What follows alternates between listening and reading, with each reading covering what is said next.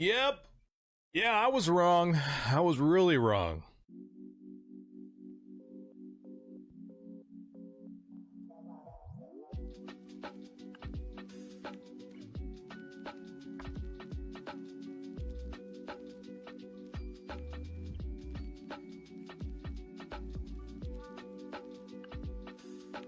Hello and welcome to the YouTube channel, everyone. It's your boy Shadeless. It's so nice to have you here. I want to let you know right off the bat that I am a Twitch streamer. I stream Monday through Thursday starting around 8:30 p.m. Central Standard Time. I'd love to see you there. In regards to the video, yes, we are revisiting the EVO 8. Great product, and boy oh boy was I wrong. Now, the reason why I came back to this product is because, man, I just knew that there was something wrong.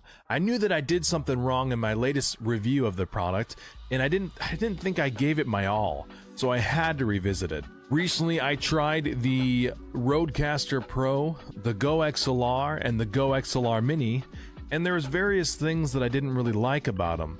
And I always wanted to come back to the EVO 8 because I really enjoyed the clean preamps and the clean headphone amps and all that fun stuff, and it was just so clear and I couldn't get over it. And all the other products that I tried were like, man, $700, $500, $250 for noisy preamps? What on earth am I doing with my life? I want to spend just $200 or less. So that's why I came back to the EVO 8. But overall, let me go ahead and show you how I hooked this up and how I overcame all of my weird technical issues, audio issues, the slowness of my software on my AMD setup. There was a trick involved and a little accessory that just changed the flow of it. So let me show you that. Let's dive in and let me show you why I think this is one of the best audio interfaces out there for any type of streamer. Here we are with the gorgeous looking EVO 8 here. Now if you want to know more in detail about the EVO 8, go ahead and check out my previous video that goes over all of the different buttons, the different inputs and outputs, etc. Okay, let's talk a little bit about how I connected this to both of my PCs. Number one, the power cable connects directly to your streaming PC. But I found that if you have an AMD setup, so AMD CPU and then an AMD motherboard, there's some weird glitchy laggy stuff that happens with EVO software. So what I had to do is I had to go out and buy a lovely adapter, and this goes into a USB 3.1 adapter from the USB-C adapter. If you want to grab this for yourself, check out one of the links below in the description.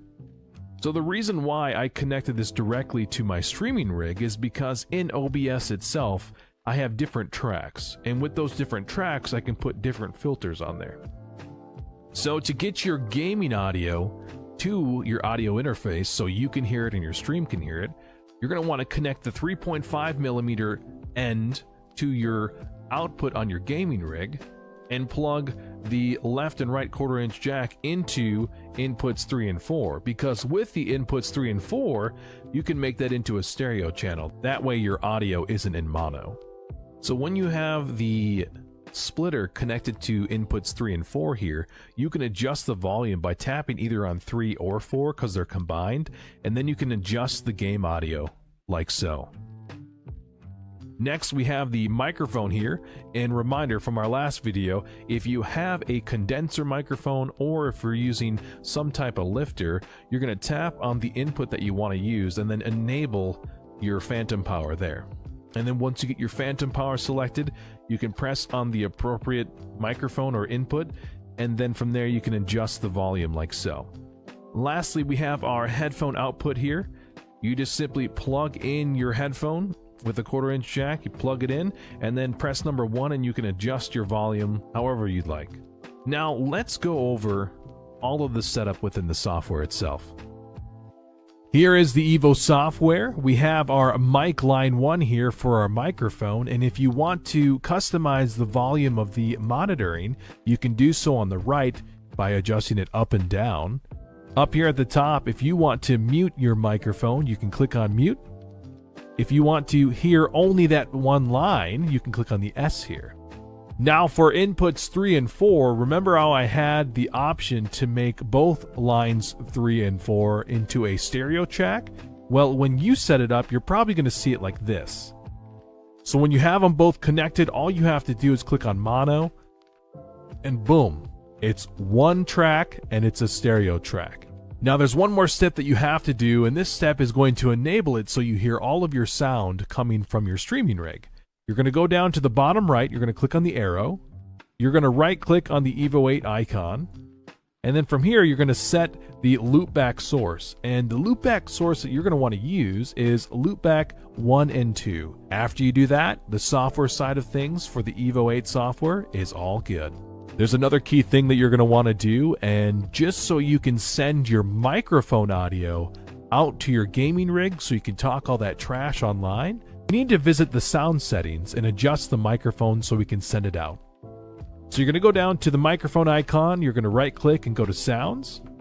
And when sounds comes up, we're going to go ahead and go into recording, and we're going to right click on our microphone. This is our line 1, and we're going to go to properties, and we're going to go to the listen tab. When we go to the listen tab, we're going to put a check mark on listen to this device, and the audio that's quote unquote listening to the device, we're going to send out from the speakers on the back. So overall, what you're doing is you are sending the microphone audio that's going into your audio interface. We're going to send that audio out of the output on the back of the streaming rig into the input, or rather the microphone input on the back of your gaming rig. That way you can communicate to your friends or talk trash to others. All right, let's go over the connections on the back of my streaming and gaming rig. This right here is a ground loop noise isolator. You're going to need a couple of these. I put a link of these in the description below. So remember, we sent out our microphone audio out of the output on the back of the streaming rig. So we have the ground loop noise isolator here connected with a 3.5mm cable, and then we sent that into the microphone input here on the back of the gaming rig, and that way people can hear me trash talk. Here is the lovely adapter on the back of the streaming rig. And here's the other ground loop noise isolator for the gaming rig. We're sending out the gaming audio to the audio interface, the splitter. Alright, so we are now on the gaming rig, and we want to enable our microphone so we can talk that trash that I was talking about earlier. What we're going to do is we're going to go down to the bottom right, we're going to click on the speaker icon, we're going to go to sounds, and then when we get to sounds here, bring that back over here, we're going to go to recording. What should be happening is you should see some type of volume coming in here on the microphone Realtek R audio source here. And I highly recommend right clicking on this and then making this your default.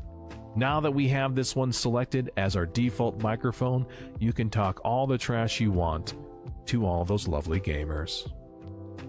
Overall, like I said, I think that this is probably one of the best audio interfaces for streamers or podcasters.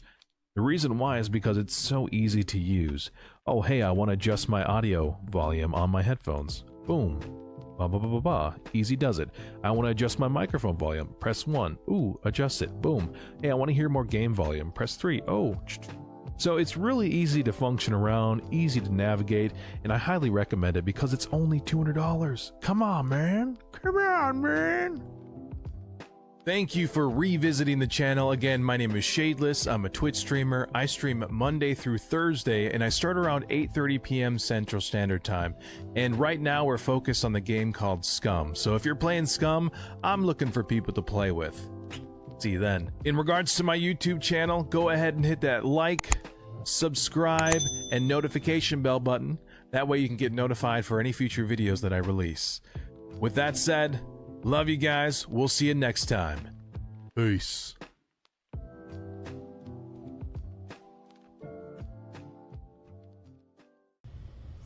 All right, I'm trying to figure out why my EVO is changing the volume when I don't want it to, because it will end up peaking like it is right now. And I had just automatically set the level by pressing the green button, by pressing then the number 1 for my mic, and then the green button again. And this is my result. And I was speaking just like this. In fact, I have my mouth pointed a little bit more towards the mic to even get it to be lower. But let's see if this happens, because I've seen this happen multiple times, and it will suddenly peak like it is right now. And it will increase the volume without my input. So here, I'm going to take this volume and I'm going to turn it down so that I probably shouldn't be peaking. See what it just did? Why? I'll put it back this way. Okay, now I'm just not touching anything. I'm not even touching my computer. Why is it doing that? What setting do I have turned on that would cause that to change? Do I need to click somewhere to confirm or something, or what? I don't understand it. I moved this. I'm not touching my mouse or my keyboard. I'm not touching anything. And it does this. And I might not notice it. And I can be recording. And suddenly I have peaking and I have to redo my 2-hour-long recording. How can I get this to never happen? Is there a setting I have turned on that I can disable? Is it a bug? What? I don't understand. I'm not touching anything. Okay, it snapped back. Okay, I'm going to do it on the real physical device. So I'm reaching up right now to my Evo. I'm turning down the volume, and now I'm not touching anything, and it just went back. Why? What do I have turned on? I don't know. I'm going to try to automatically set the volume level now. I'll hit the green button, the number 1 in the